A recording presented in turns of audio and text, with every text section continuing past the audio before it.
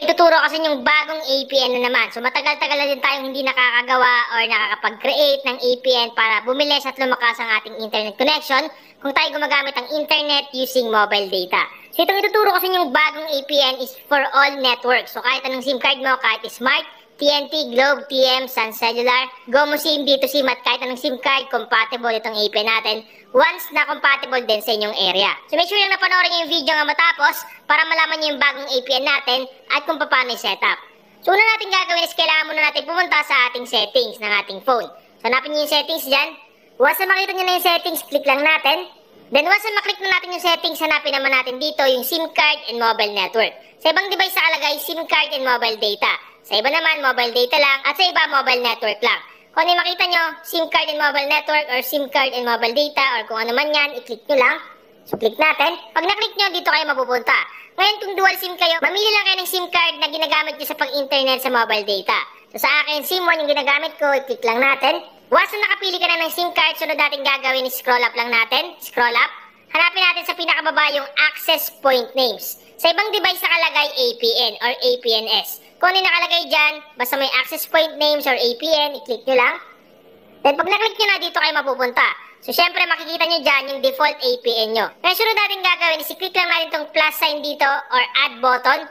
Sa ibang device nakalagay, add or kung ano yung nakalagay dyan, tap nyo lang. Pag na-tap nyo na, dito kayo mapupunta. Ngayon mag-fill out tayo dito ng bagong APN. So magsimula tayo mag-fill out sa name. Click lang natin itong name.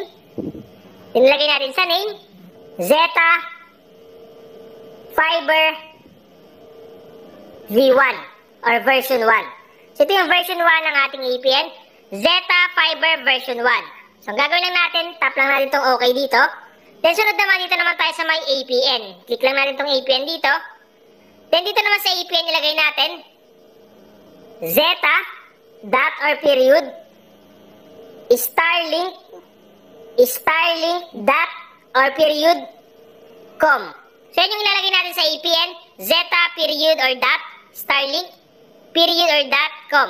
Pag okay na, tap lang natin itong okay dito. Sunod dito naman tayo sa may server. Click lang natin itong server. Dito naman ilagay natin www.dito.ph. So ito yung gagamitin nating server, www.dito.ph. Pag okay na, tap lang natin itong okay dito. Then sunod, dito naman tayo dumako sa may pinakababa sa may authentication type. Click lang natin itong authentication type.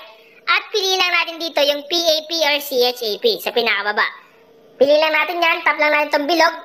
Pag na-setup mo na sa authentication type, sunod naman dito naman tayo sa may APN protocol. Click lang natin itong APN protocol dito. Then pili lang natin dito yung IPv4 and IPv6 sa pinakababa. Tap natin itong bilog.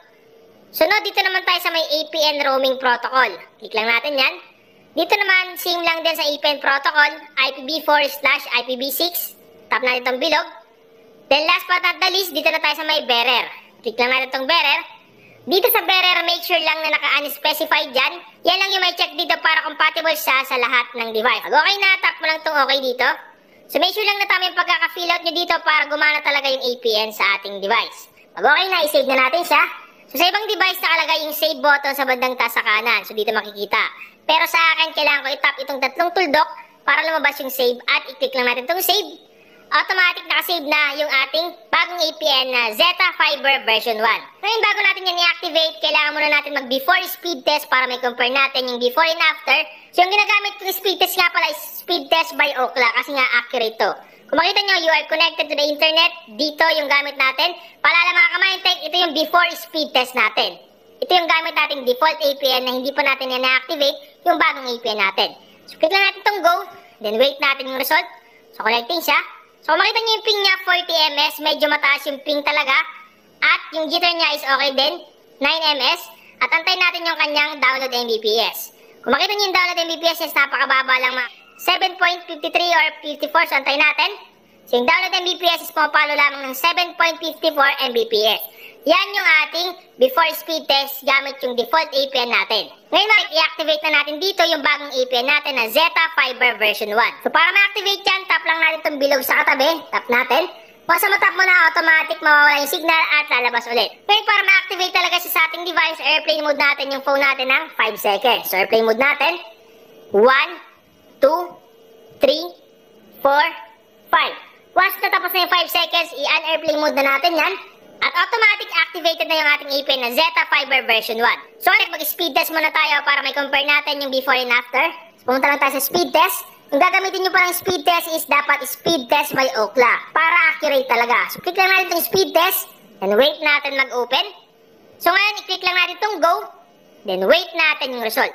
So, titignan natin kung talagang lalakas nga ba at bibilis yung ating internet connection. Kung makita niyo yung ping niya mga 37 ms na lang, bumaba, ibig sabihin lang mas bumilis, at yung jitter niya is 3 ms na lang. So, ibig sabihin lang legit talaga yung ating APN kasi nga, kahit na napakabagal ng signal dito sa amin, 2 bars lang, 4G lang, pero pumalo siya ng, yung download Mbps is 8.01 Mbps.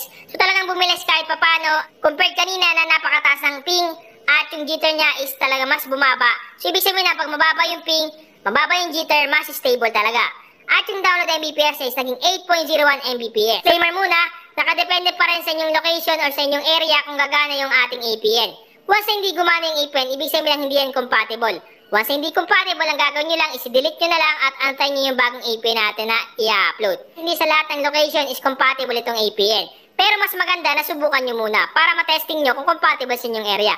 Paalala lang na minsan malakas, minsan mahina. Nakadepende pa rin talaga sa compatibility ng ating APN sa location.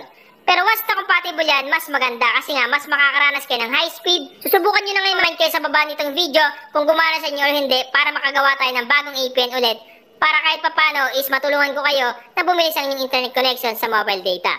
Sana nakatulong tong vlog ko ngayon.